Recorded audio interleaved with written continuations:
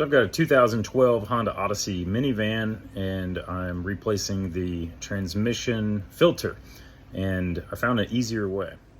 Most people online go up through the top and they take out the battery and the battery bracket and all that good stuff.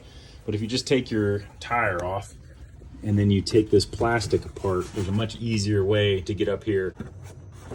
All right, that black bracket has two 10mm bolts that need to come off. Okay, now that I've got the black bracket loose, you can see the filter is right there. And there's going to be a couple of clamps, hose clamps that you need to take off. You can see the top one right there. There's one on the bottom as well. All right, so this is from under the hood.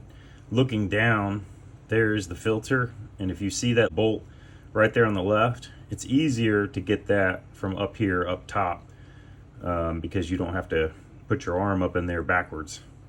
So for that bolt that you can't see from wheel well, come up here to the top and get it. So it took me a long time to get the bracket off of the filter, but now that the bracket's off, then you can easily twist it and get the other hose off. I took the hose off, then I got the bracket off, and now I'm about to take that filter out and replace it. Other thing I forgot to explain earlier was that I took this thing down just so it wouldn't get in the way of getting up there to the filter. So if you want, you can take that thing off. It makes it a little easier to get in there. Every time I work on a vehicle, it's always harder than I think it should be. It took me a while to get this thing out, but then putting the new one in was a little bit easier.